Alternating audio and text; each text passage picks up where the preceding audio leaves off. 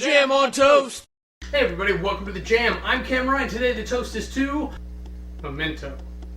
Now this is something a little different. This is not a SourceFed Nerd Movie Club review. It's not a SourceFed Nerd Anime Club review. It's not a Philip DeFranco Movie Club review. I want to try to start something different.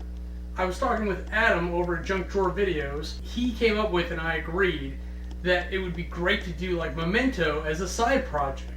And I highly encourage everyone and anyone to do independent movie reviews. You don't need a club or anything to do it. But it's more fun when you do things with your friends. So, what I'd like to do is invite all of you movie clubbers to do this one as well. And let's use the hashtag #WeAreMovieClub. The idea being similar to We Are Legion, but We Are Movie Club, because that's what we are. We're movie clubbers, and that's what I want to do. I want to use that hashtag and do our own lines. And the game is going to be almost a tag game. Every week, or whenever they actually get done, we're going to do videos as a group, and someone else will get tagged. And they'll get an advance notice so that they can respond and be like, okay, hey, yeah, I'm going to do this movie, and then we can put it at the end of the videos. That way we can all promote each other and have a good time, and it'll be a blast doing this, because I know as the video movie clubbers, we're going to pick good movies. It's not going to be just the dredge that the public suggests, and then they, over at SourceFed, close their eyes and point at. And I'm going to put out there too, it's not restricted to Netflix. Go over to Hulu, go over to Crunchyroll, Funimation, whatever you watch movies and stuff on, hit us up. So going back to Memento, the short sell is that Leonard, a man who has very limited short-term memory, is basically wandering around trying to investigate and find his wife's killer. And the whole time he's got to deal with his condition. So my love for this one is his interaction with Todd. It comes down to one of two things. It's either they're running, and he's like, okay, now what am I doing? I'm chasing this guy. No, he's chasing me. Or, who did this to you? You did. Right.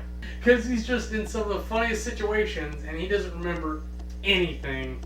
As powerful as the no context scenes go, with them being all out of order, it doesn't leave you with very good context overall. And you have no idea how long he's been doing this. They even have a discussion about it, but they don't explain anything.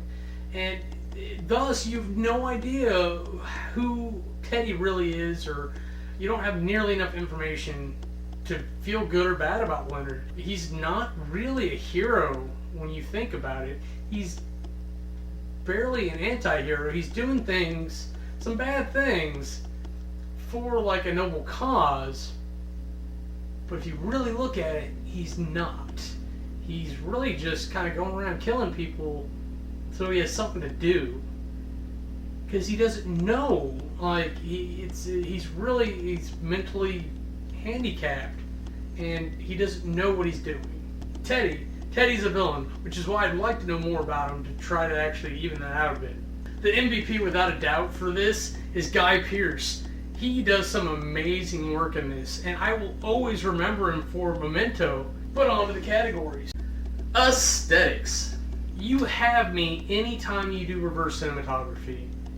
Even if it's one scene, I'm sold on the rest of the movie. I'm at least going to sit down and watch, just on the chance that you decide to do it again. And even though if you really think about it, a lot of these scenes are boring. It's a guy sitting in a bar. It's a guy sitting in a house. They're having a conversation. But they get a lot of the details in. The window on the car, Carrie-Anne Moss's face, the pens on the desk. They pay attention to it, making certain scenes black and white versus the colored scenes. The fact that they show you the scenes in the orders that they do, is it's really one set of scenes going forward, and it's another set of scenes going backwards. And only by doing that the way they did it can you give the audience the information it needs when it needs it and not compromise anything. Because if you know too much about what's already happened, the scenes make too much sense. And you lose a little bit of the intrigue. don't even see the movie the way they present it anymore. I watch it in my head in chronological order because I've seen the movie so many times that I know what order everything happens in. And it's a beautiful movie. It highly increases the rewatch value. Aesthetics gets a 90. Character development. This is a very narrow character development. You really only get character development on Leonard because you have to experience the movie and the story through him. You don't get the information on all the side characters because he doesn't have any information to give you. You get it through the brief scenes that we see. Like Teddy, I really wish they had developed him more, but he's a guy who acts like a nice guy, who acts like he's helping Leonard out, but obviously he has alternative motives. And for most of the movie, you have no idea what any of those are, and then you kind of get a glimmer towards the end. Carrie-Anne Moss's character, Natalie, she's just some girl in a bar until a certain point, but even then, you don't know enough. You don't know if she actually likes her boyfriend, if she's involved with Dodd, who she owes money to, if she's a drug dealer for real. You just don't know. And it adds to the intrigue and the mystery and the kind of the whodunit nonsense of what's going on. But for someone who's watched it a million times, I want to know more. In case I wasn't clear up to that point, they do so much development with Leonard. You see him build up, but because he resets every 15 minutes, you don't know what's going on. So each 15-minute segment is a whole character development on his own. The whole dialogue or monologue he's having on the phone during the black and white scenes, that's a whole thing. You go through that DVD, all the extras and everything, there's so much there, even though it wasn't put in the movie per se. All his stories about Sammy Jenkins tell you about him and his story and his history, and it's so good. Character development gets a 98. Storyline. When you put everything in order and you look at the movie, the story's really not what makes the movie. So the story really goes something like, guy comes into town, has a long conversation on the phone, goes to meet somebody, things go down, he starts investigating his wife's murder around town for whatever reason, honestly, and some more things go down, and you don't know what's going to happen to him. While this movie has such a strong ending, there really is no ending to the true story, and it leaves you hungry for more, but I can't think of too many movies that leaves me hungering for more in a good way, but this does it. I just wish the middle part was a little better, and it's partly because of how the story's structured. I just wish we took these characters and put them in a better scenario. Storyline gets a 75.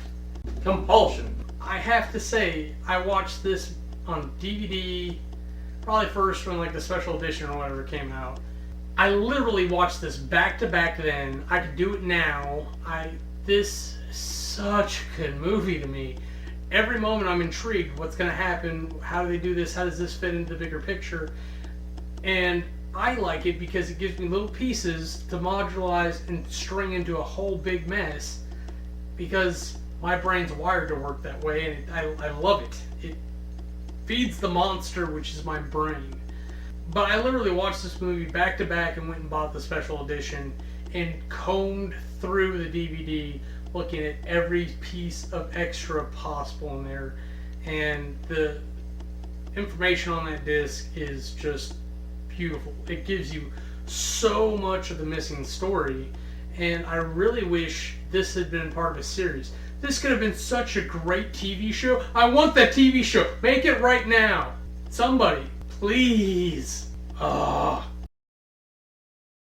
you total all that up together, you get an 88.25.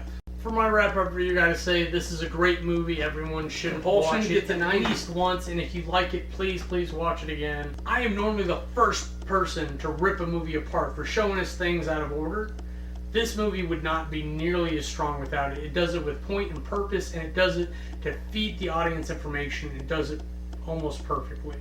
The only other movie I can think of offhand that does it comparably would be Stoker. It has Mia Wasikowska in it. You know, the girl from Alice in Wonderland, the Tim Burton remake. She does a fantastic job in that. The writers for these know how to feed you information so that you have just enough to give you the experience that the director wants and not the experience that you necessarily want to have, because it's not as good for you as the one they intend for you to have. Because the way they build it up, it sets it up for the whole movie. The way you naturally want the information when you really want it will ruin it for the rest of the movie. And I gotta say, I love writers and directors that can get around that. And like I said, the story is a little weak and unclear, but any research you feel like doing on after this movie, go and do it. Especially anything involving Sammy Jenkins. I don't think you'll be disappointed. Now that all that's over with, this is how We Are Movie Club is going to work. I'm at the first pick with Memento, and he's graciously agreed to tag me next. So next week for Movie Club, we're doing something a little bit different. Red vs. Blue, Season 1. This is one of those things where it blows my mind that someone hasn't watched it yet. So if you haven't, please, let's check it out. I'll go ahead and put the official link to the playlist here over on Rooster Teeth's channel. There are other ways to watch it. If you do magic typey stuff in the search bar, you can find the entire season available. I think it's better to watch it as a whole thing instead of as webisodes. Do what you like to do. Go support Rooster Teeth by watching it on their playlist. And just be sure to keep an eye on my channel for next week's video for Red vs. Blue, and we'll all do our reviews for that. And one of you will get tagged for week 3. So happy to have friends who are into movies, and so happy to be doing this with anyone who wants to jump in on this. Thank you so much. I think that's it for me. I'm Cameron. Have a nice day. If you want to see anything else we're up to, go ahead and click the annotations, and they'll take you to our other channels.